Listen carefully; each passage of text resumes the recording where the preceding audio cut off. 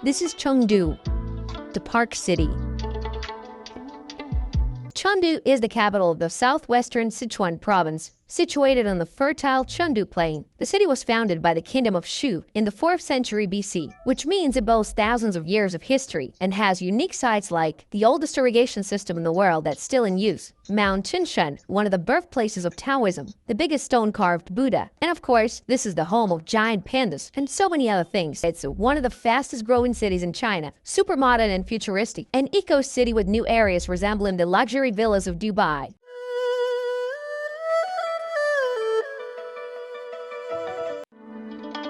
Southwest China's largest metropolis is the country's greenest big city, with a population of nearly 21 million.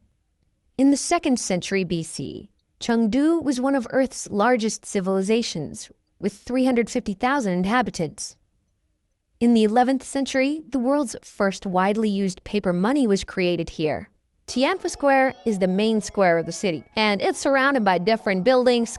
In the west side of Tianfu Square, you can visit Chengdu Museum. It's a huge 6-story building with more than 200,000 exhibits, from puppetry to wood carvings, ranging from the Neolithic age to the Republican period.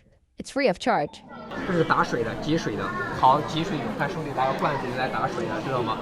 这个簸箕，这个。 Underneath the Tianfu Square, there is a massive food court and a subway station. Speaking of subway, China is second to none when it comes to building subways. It's unbelievable, but Chengdu did not have a subway until 2010, and now they have 558 kilometers of subway lines in operation. It's already longer than subways of New York City, London, or Moscow, and they accomplished all of that in some 20 years. Scenic mountains ring the fertile basin of Sichuan province, a land known for its agricultural abundance and famous cuisine of chili-infused sauces and spicy hot pot. Its capital has been continuously inhabited for more than 3,000 years. The only major city in China to have an unchanged name and location throughout the imperial, republican, and communist eras, a history that remains remarkably well preserved. Its population has doubled over the last 25 years while becoming one of China's most dynamic cities. Between 2010 and 2022, 105 high-rises over 100 meters were completed, catapulting it to 12th on the list of the world's tallest metropolises. But high-density construction is happening all across China. What's special about Chengdu is the amount of land local officials set aside for parks, paths, and athletic facilities, an effort to make it as livable as possible. One ultimate goal is to create the world's largest continuous network of paths by reserving 500 meters on either side of its largest ring highway. A project that will eventually produce 188 square kilometers of parks. Instead of allowing vehicles to dominate, whenever land was cleared for a new highway or overpass, a little extra space was set aside for parks and paths, making it easier, more enjoyable, and safer to bike or walk. Billionaire Deng Hong's 18 million square foot New Century Global Center, the largest building by floor area in human history. It has 2 malls, a water park with a 150-meter horizon simulating screen, plus many offices, conference rooms, a university complex, an Olympic-sized skating rink, IMAX cinemas, a Mediterranean village, and a 1,000-room hotel. One vision that has been consistent is China's push to connect its many population centers, to make travel between them more efficient and supply chains more integrated. Tianfu Airport, that was just completed in 2021 and is set to become one of China's busiest. Famous Chengdu Research Base of Giant Panda Breeding, or simply Chengdu Panda Base. This is where visitors can see giant pandas in their natural habitat. It's a government-funded institute for giant pandas and other rare animals like red pandas, founded in 1987. They started with just 6 pandas that were rescued from the wild, and today they have 244. Wow! Good news is that giant pandas are no longer considered endangered species after their population increased by 17% in a decade. And now you have more than 1,800 pandas living in southwestern China. Look at this new science fiction museum. It was commissioned in 2023 to host the 81st Annual World Science Fiction Convention.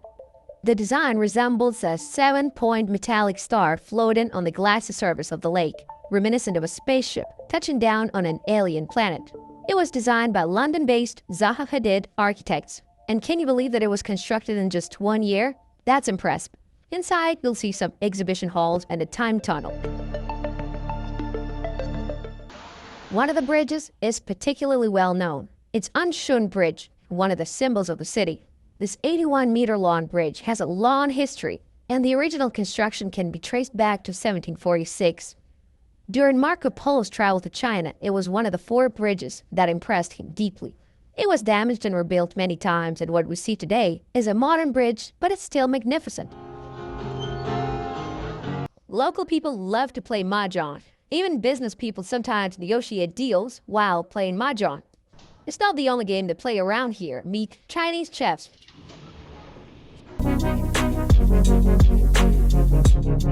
This area is called the Financial City, and it's a futuristic state-of-the-art district. These beautiful twin towers are a new landmark in Chengdu. Too bad I didn't get a chance to film them at night because there is a spectacular show each night, and especially on occasions like the Chinese New Year. This ring-shaped Jiaozi Ring Bridge is nicknamed, can you guess it? A hot pot bridge because it looks like a hot pot. When it comes to economy, Chengdu is a core player in electronics, IT industry, finance, and R&D. Chengdu High-Tech Zone has attracted such Fortune 500 companies as Intel, IBM, Cisco, Nokia, Motorola, as well as domestic powerhouses such as Lenovo. For many years, Chengdu has been among the best-performing cities in China. In 2023, the city's GDP reached $320 billion. And then Troy said that we can drive even further to check out even newer areas of the city. Wow, okay, let's go. This is Tianpu area, some 35 kilometers south of downtown Chengdu. I still cannot believe they accomplished all of this in some 10 years. This area is a good example of the Park City philosophy, symbolizing the balance between green areas and urban industrial parks. People will have to travel less than 6 kilometers between their offices and residences.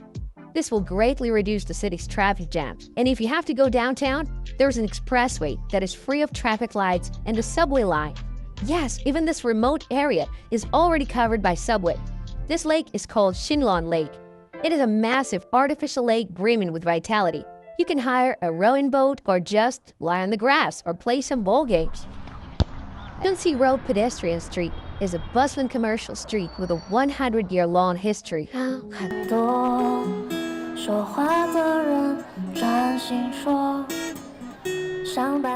It's not even a single street, but rather several blocks of shopping malls, department stores, food stalls, boutiques, and large LED screens. Basically, the Times Square of Chengdu. On the famous IFS Financial and Commercial Center, you'll see a giant panda climbing the building. The famous 3D screens attract crowds of people.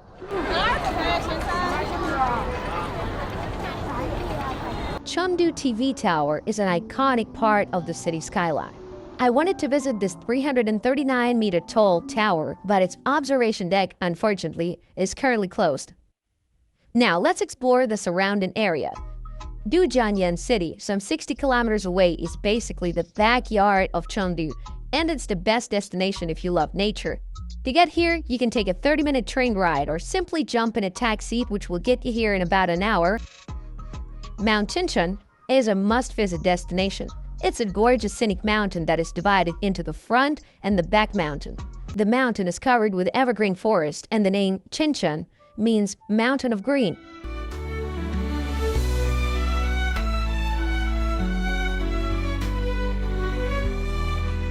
The Dujianyan irrigation system, and that's another location you might want to visit in the area. It was constructed around 256 BC, which makes it more than 2,200 years old, and it's the oldest irrigation system in the world still in use. The idea was to divert the waters of the main river eastward to irrigate the plain through a dense network of channels while helping to prevent floods and droughts.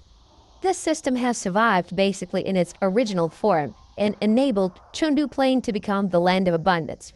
And it's already considered one of the best cities in China, which means more and more people will move here. Chengdu was founded by the Kingdom of Shu in the 4th century BC. And if you want to learn more about that civilization, you can visit Jinsha Site Museum. Jinsha Site was discovered in 2001. You'll see the historical culture of the Shu Kingdom about 3,000 years ago, with plentiful of unearthed relics of gold, jade, bronze, stone, and ivory. And inside the museum, you will get to see the famous golden mask related to Sanxingdui culture, and the golden sunbird, which now became the city logo. It depicts 4 birds flying around the perimeter, representing 4 seasons in 4 directions. The sun in the center contains 12 sunlight beams representing the 12 months of the year. It's also a nice area that even has a deer park. You're gonna love it.